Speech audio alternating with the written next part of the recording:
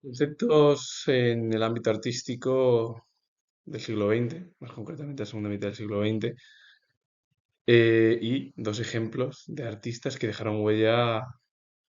en el siglo pasado como también en el siglo actual. El apropiacionismo, el término apropiarse es al final casi imitar una serie de obras normalmente, un estilo, que está muy relacionado con el ámbito cultural y artístico sobre todo, en el cual, bueno, pues a alguien que le guste un estilo de música y se quiere apropiar, por ejemplo, del estilo del hip hop, del rock, del pop, o de otro tipo de cultura dentro de la música o del ámbito al final bueno, del ámbito artístico, que ya sea, bueno, pues, las diferentes materias que se desarrollan, sobre todo, pues entre, bueno, comentándolo yo siendo historiador, arquitectura, escultura, pintura, literatura y bueno, luego ya también puede ser llevar a cabo la música, el cine y las series que son, bueno, pues al final a veces hay películas que se apropian o se imitan o se llevan a cabo, bueno, pues a lo mejor unos estilos se recogen de otras. ¿Y qué es el término apropiacionismo? Es un estilo o movimiento artístico en el que el artista usa para elaborar su obra elementos de otras ajenas. Se aplica en la pintura, la escultura o incluso la posible literatura. Es decir, que el apropiacionismo es casi imitar otra obra de otro artista con el objetivo de llevar a cabo nuevas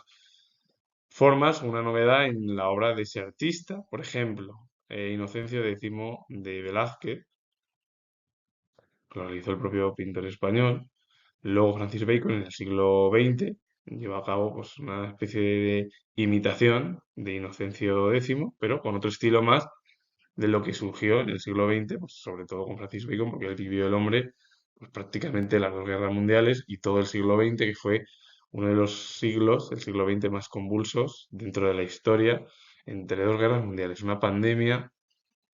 mundial, la pandemia de 1918, el crack de 1929, que fue una crisis económica mundial, el cambio de paradigma en la cual Europa tenía el control económico, político y social a partir de la Primera Guerra Mundial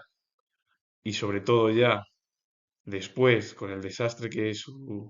bueno, que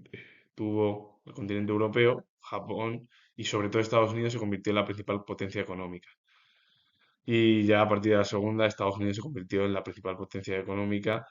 del bloque occidental y la Unión Soviética del bloque oriental. A partir de ahí fue pues la Guerra Fría, un siglo en el cual hubo dos guerras, bueno, enfrentamientos de forma continua en Corea, en Grecia, en Vietnam, en Cuba, la crisis de los misiles y en otros tantos lugares porque hubo una tensión entre las dos superpotencias por llevar a cabo su hegemonía con respecto a la de su adversario.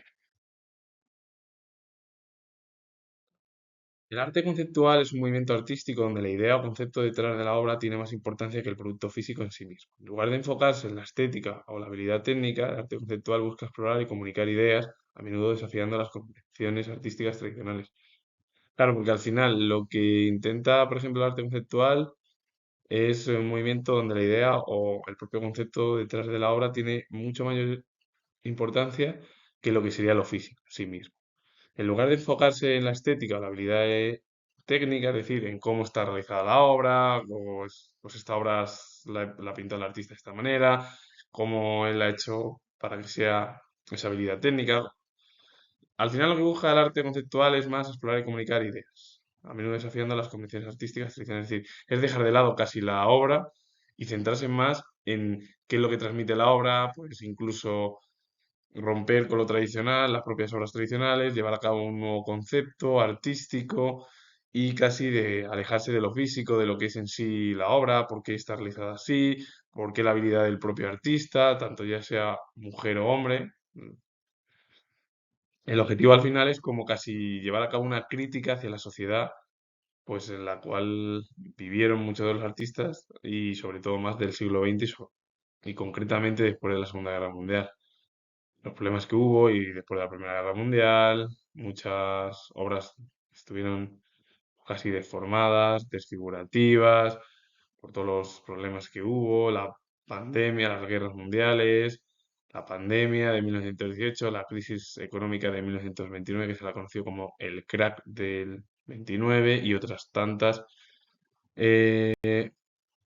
estructuras que involucraron a muchos artistas, que muchos de ellos, bueno, pues lo llevaron a cabo pues, en desafíos contra los propios gobiernos del momento. El arte contemporáneo engloba las expresiones artísticas desde la segunda mitad del siglo XX hasta la actualidad, caracterizándose por su diversidad y la ruptura con movimientos artísticos anteriores. Se distingue por la ausencia de un estilo unificado y por la exploración de nuevas formas, materiales y temas. El arte contemporáneo apareció en la segunda mitad del siglo XIX y sigue hasta hoy en día y se caracteriza por su diversidad y la ruptura con movimientos artísticos anteriores. Es decir, lo que hace el arte contemporáneo es romper con todo lo anterior, porque además se distingue por la ausencia de un estilo unificado y por la exploración pues, en la cual los propios artistas llevan a cabo nuevas formas, nuevos materiales, nuevos temas, nuevas formas de pensamiento dentro del ámbito de, de las obras, con el objetivo de llevar a cabo bueno, pues una serie también de cambios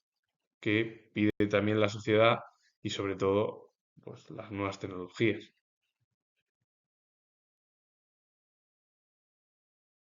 Sol Lewitt fue artista estadounidense, perteneció al arte conceptual y al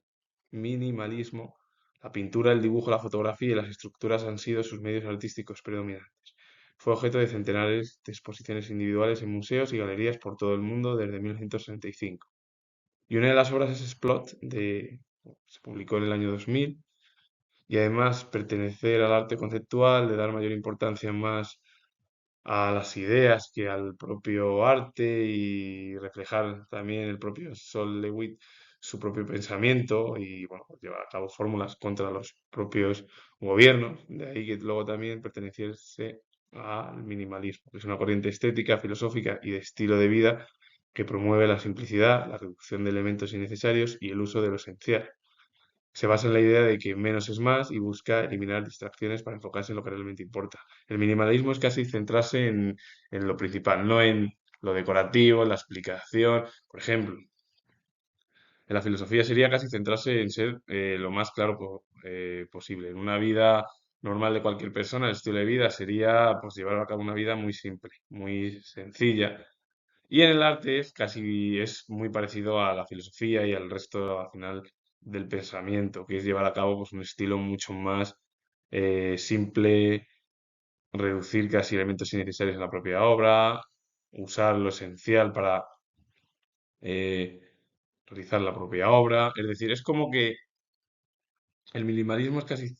centrarse en el ámbito de lo más simple, de lo conciso, de lo directo, de no llevar a cabo argumentos, ornamentación y otras tantas cosas. Y explicar de más, sino llevar a cabo una explicación muy sencilla, muy concisa, muy directa, lo más simple posible. Eso es el minimalismo.